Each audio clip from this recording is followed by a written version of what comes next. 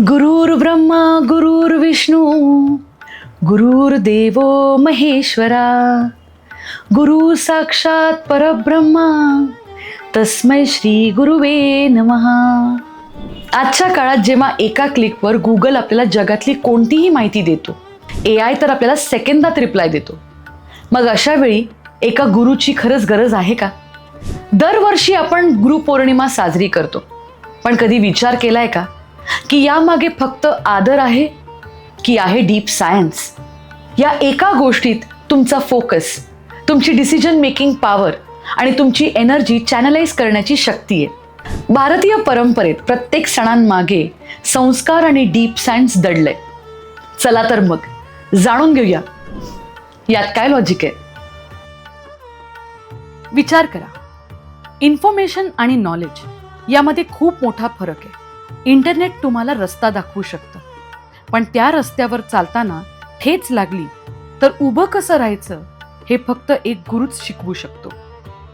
इंटरनेटवर infinite data आहे, पण तो योग्य प्रकारे प्रोसेस करून आपल्याला दिशा द्यायचं काम जसं एखादं पॉवरफुल अल्गोरिदम करतो, तसंच आपल्या आयुष्यातला नॉईज कॅन्सल करून आपल्याला क्लॅरिटी द्यायचं काम एक गुरुच करतो.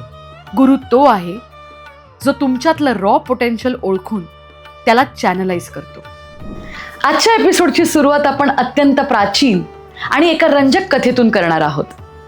तुम्हाला माहिती आहे का, आपल्या संस्कृतीत गुरुपौर्णिमेला व्यासपौर्णिमा का म्हणतात? हजारो वर्षांपूर्वीचा तो काळ इमॅजिन करा. या जगात ज्ञानाचं अथांग महासागर उपलब्ध होता, पण हे सगळं ज्ञान अतिशय विखुरलेलं होतं. कुठल्याही सामान्य माणसाला ते वापरणं अशक्य होतं. अशा वेळी आगमन झालं ते महर्षी वेद व्यास यांचं. त्यांनी या संपूर्ण विश्वातलं विखुरलेलं नॉलेज एकत्र आणलं आणि सगळ्यात महत्त्वाचं म्हणजे त्यांचं योग्य पद्धतीने स्ट्रक्चरिंग केलं. त्यांनी त्या अथांग ज्ञानाचे 4 वेद बनवले: ऋग्वेद, यजुर्वेद, सामवेद आणि अथर्ववेद, जेणेकरून सामान्य माणसाला ते पचवता येतील आणि वापरता येतील. त्यांनी महाभारतासारखा महान ग्रंथही लिहिला. त्यांच्या या अफाट ज्ञानाला आणि त्यांच्या स्ट्रक्चरिंगच्या कौशल्याला सन्मान देण्यासाठी आपण त्यांचा जन्मदिवस म्हणजेच आषाढ शुद्ध पौर्णिमा गुरुपौर्णिमा म्हणून साजरी करतो. ते या विश्वाचे पहिले मास्टर क्युरेटर होते. नमस्कार, मी अपूर्वा आणि तुम्हा सगळ्यांचं स्वागत आहे आपल्या युनिक शो मध्ये, ज्याचं नाव आहे यात काय लॉजिक आहे. आपल्या या एपिसोडची सुरुवात आपण अशाच एका प्रॅक्टिकल प्रश्नाने करणार आहोत. आपल्या आजच्या काळातला गुरु म्हणजे फक्त प्रवचन देणारा बाबा का? तर नाही. गुरु म्हणजे तो आहे जो तुमच्या आयुष्यातला नॉईज कॅन्सल करून तुम्हाला क्लॅरिटी देतो. आता तुम्ही मला विचाराल की अपूर्वा, गुरुपौर्णिमा ही फक्त आषाढ महिन्यात का येते, उन्हाळ्यात किंवा हिवाळ्यात का येत नाही? तर मंडळी, यामागे आहे प्युअर ॲस्ट्रॉनॉमी आणि नेचरचं सायन्स. आषाढ महिना म्हणजे पावसाळ्याची सुरुवात. आकाशात ढग दाटून आलेले असतात. अशा वेळी चंद्र पूर्ण असूनही बरेचदा ढगांच्या आड लपलेला असतो. या ढगाळलेल्या अंधाऱ्या रात्रीतही जो चंद्र स्वतःचा प्रकाश पृथ्वीवर पोहोचवण्याचा प्रयत्न करतो, तो चंद्र म्हणजे गुरु आणि ते ढग म्हणजे आपल्या मनातलं अज्ञान.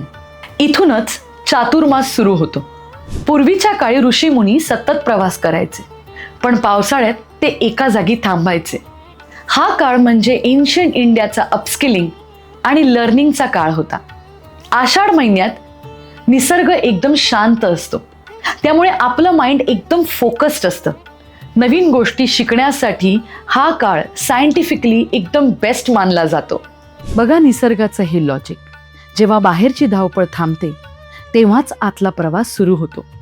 गुरुपौर्णिमा हा तोच ट्रिगर पॉइंट आहे जो आपल्याला सांगतो की आता बाहेर पाहणं थांबवा आणि स्वतःच्या आतल्या ज्ञानावर फोकस करा. आता वळूयात आपण आपल्या परंपरेकडे. गुरुपौर्णिमेला आपण गुरूंचे किंवा मोठ्या माणसांच्या पाया का पडतो? आता आजची पिढी मला विचारेल की मनात जर आदर आहे तर मग पाया का पडायचे? तर मंडळी, यामागे आहे जबरदस्त फिजिक्स आणि एनर्जी फ्लोचं सायन्स. आपलं मानवी शरीर हे एका बॅटरीसारखं किंवा एका मॅग्नेटसारखं काम करतं. डोकं हे नॉर्थ पोल आहे, म्हणजेच उत्तर ध्रुव आहे, आणि आपले पाय हे साऊथ पोल, दक्षिण ध्रुव आहेत. आपण जेव्हा एखाद्या पॉझिटिव्ह किंवा ज्ञानी माणसाच्या पाया पडतो तेव्हा नेमकं काय होतं? जेव्हा आपल्या हातांची बोटं त्यांच्या पायावर पडतात तेव्हा एक क्लोज एनर्जी सर्किट तयार होतं. म्हणजेच काय, आपल्या हातांची बोटं म्हणजे एनर्जी रिसिव्हर आहेत आणि त्यांचे पाय म्हणजे एनर्जी ट्रान्समीटर आहेत. गुरूंच्या शरीरातली पॉझिटिव्ह एनर्जी, त्यांचा अनुभव आणि त्यांची शांतता एका इलेक्ट्रिक करंट सारखी आपल्या शरीरात ट्रान्सफर होते. हे न्यू वर्ल्ड फिजिक्स आहे आणि आपण त्याला आशीर्वाद म्हणतो. आता बघूयात आपण या मागची सायकोलॉजी. आपण जेव्हा कुणासमोर झुकतो तेव्हा काय होतं? आपला इगो म्हणजेच आपला अहंकार कमी होतो. बायोलॉजी आणि न्यूरोसायन्स सांगतं की जोपर्यंत तुमच्या मेंदूत मला सगळं येतंय ही भावना असते तोपर्यंत तुमचा प्रीफ्रंटल कॉर्टेक्स म्हणजेच तुमच्या मेंदूचा शिकणारा भाग हा नवीन इन्फॉर्मेशन एक्सेप्ट करत नाही. पण जेव्हा तुम्ही एखाद्या गुरुसमोर सरेंडर होता की मला काही येत नाही, तुम्ही मला शिकवा, ही भावना ठेवता, तेव्हा तुमच्या मेंदूची न्यूरोप्लास्टिसिटी वाढते. म्हणजेच तुमचा मेंदू हा स्पॉन्ज सारखा नवीन इन्फॉर्मेशन ॲब्झॉर्ब करायला तयार होतो. गुरुसमोर झुकणं म्हणजे स्वतःला कमी लेखणं नाही, तर स्वतःला नवीन नॉलेजसाठी तयार करणं आहे. रिकाम्या पेल्यातच नवीन पाणी भरता येतं. तुमचा इगो जेवढा लहान, तुमची शिकण्याची कपॅसिटी तेवढी मोठी. हीच ती सायकोलॉजी जी आपल्याला गुरुपौर्णिमा शिकवते. मंडळी, आपल्या प्रत्येकाच्या आयुष्यात एक गुरु आहेच, फक्त आपल्याला त्याला ओळखता यायला हवं. गुरु फक्त तो नाही जो स्टेजवर बसून प्रवचन देतो. तुमचा गुरु तुमचा बॉसही असू शकतो, जो तुम्हाला तुमच्या प्रोफेशनल लाईफमध्ये गाईड करतो.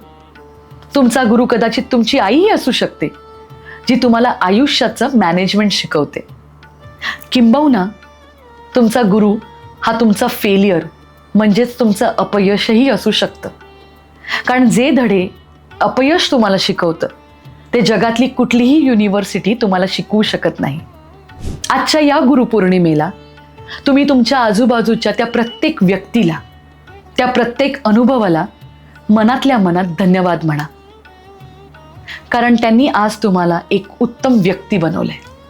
कारण कृतज्ञता म्हणजेच ग्रॅटिट्यूड ही जगातली सगळ्यात हाय फ्रिक्वेन्सी एनर्जी आहे.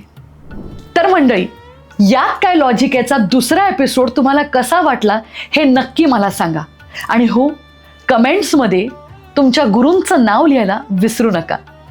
तर भेटूया पुढच्या एपिसोडमध्ये एका नवीन सणाची सायंटिफिक बाजू घेऊन आणि हक्काने विचारूया यात काय लॉजिक आहे. धन्यवाद.